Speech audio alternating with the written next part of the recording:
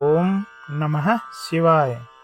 आज श्री शिव पुराण कथा के अंतर्गत द्वादश दिन में सदाचार, शौचाचार, स्नान, भस्म धारण, संध्या वंदन, ओमकार का जप, गायत्री जप, धनोपार्जन तथा अग्निहोत्र आदि कैसे किया जाए, इसकी महिमा का वर्णन हम सुन रहे हैं।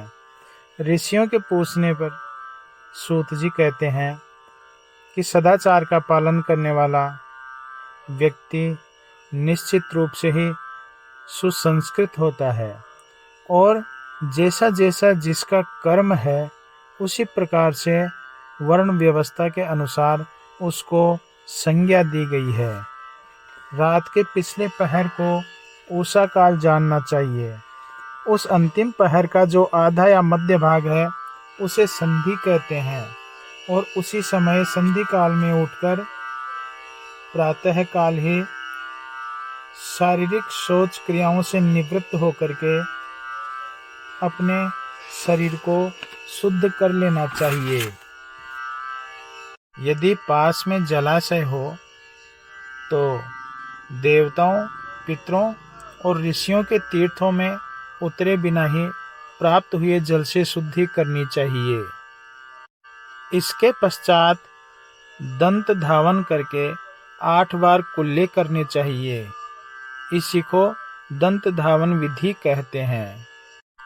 दंत धावन में तर्जनी अंगुली का कभी प्रयोग नहीं करना चाहिए।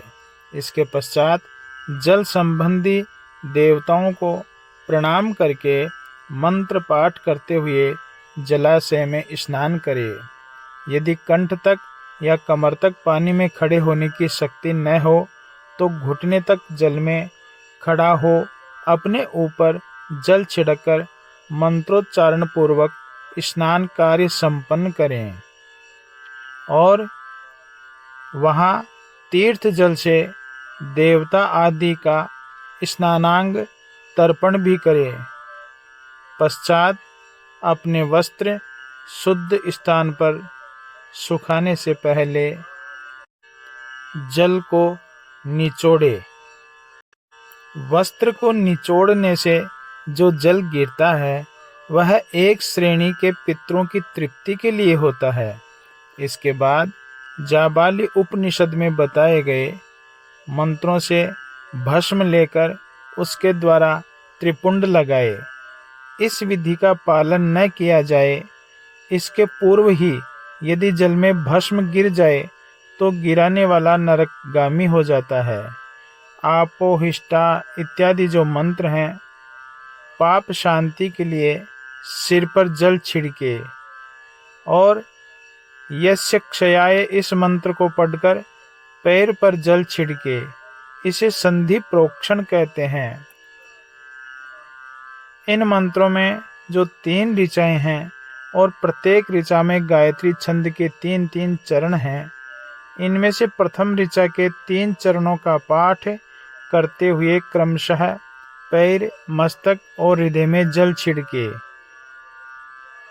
जिन लोगों को मंत्र का ज्ञान नहीं है वो भी इस प्रकार जल अपने ऊपर छिड़के, पैरों में छिड़के, मस्तक, हृदय और तीसरी ऋचा में चरणों का पाठ करते हुए क्रमशः हृदय, पैर और मस्तक का जल से प्रोक्षण करे।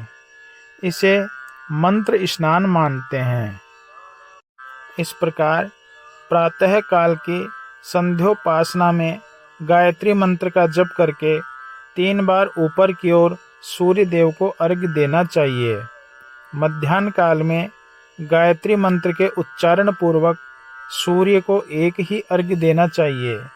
फिर सायंकाल आने पर पश्चिम की ओर मुख करके बैठ जाए और पृथ्वी पर ही सूर्य के लिए अर्घ्य दे, ऊपर की ओर नहीं दे। प्रातः काल और मध्याह्न में अंजलि में अर्घ्य जल लेकर अंगुलियों की ओर से सूर्य देव के लिए अर्घ्य दे।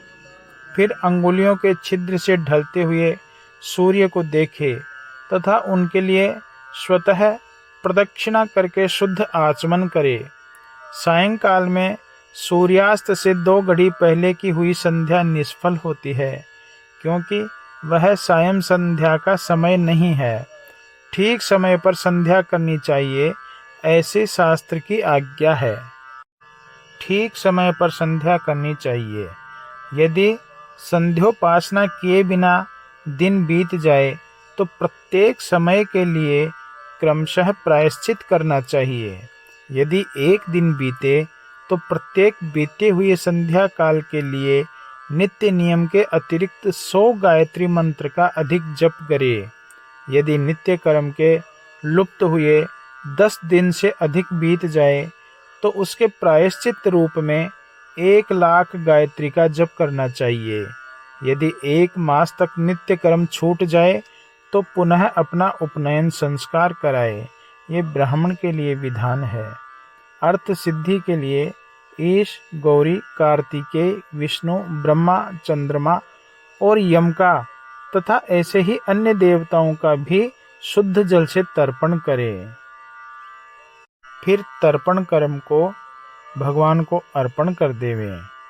तीर्थ के दक्षिण प्रशस्त में, मठ में, मंत्रालय में, देवालय में, घर में अथवा अन्य किसी नियत स्नान में आसन पर स्थिरता पूर्वक बैठकर विद्वान पुरुष अपनी बुद्धि को स्थिर करे और संपूर्ण देवताओं को नमस्कार करके पहले ओम का जप करने के पश्चात गायत्री का जप करें।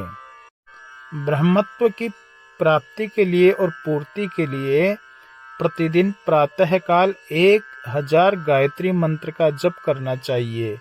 मध्याह्न काल में 100 बार और सायंकाल में 28 बार जप की विधि है। अन्य वर्णों के लिए तीनों संध्याओं के समय यथासाध्य गायत्री जप करना चाहिए और वह ब्रह्म में हूँ ऐसी भावना पूर्वक प्रत्येक श्वास के साथ सोहम का जप करे।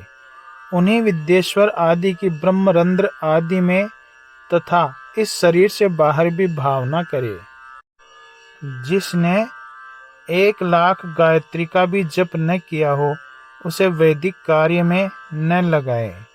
70 वर्ष की अवस्था तक नियम पूर्वक पालन करें। इसके बाद गृह त्याग कर संन्यास ले ले। परिव्राजक या सन्यासी पुरुष नित्य प्रातःकाल 12,000 ओमकार का जप करे। यदि एक दिन इस नियम का उल्लंघन हो जाए तो दूसरे दिन उसके बदले में उतना मंत्र और अधिक जप करना चाहिए और सदा इस प्रकार जप को चलाने का प्रयत्न करना चाहिए। सत्ययुग में तप को ही प्रशस्त कहा गया है, किंतु कलयुग में द्रव्य, साध्य, धर्म, दान इत्यादि अच्छा माना गया है। न्याय संगत ही धन का उपार्जन करना चाहिए और दान का विशेष रूप से ध्यान रखना चाहिए। वृद्धि के लिए किए गए व्यापार में प्राप्त हुए धन का 6वां भाग दान कर देने योग्य है। बुद्धिमान पुरुष अवश्य उसका दान कर दें। कभी दूसरों के दोषों का बखान न करे। दोषवश दूसरों के सुने या देखे हुए छिद्र को भी प्रकट नहीं करें। ऐसी बात नहीं कहें जो समस्त प्राणियों के हृदय में रोष पैदा करने वाली हो। ओम नमः शिवाय, ओम नमः शिवाय, ओम नमः शिवाय, ओम नमः शिवाय, ओम नमः शिवाय। ओम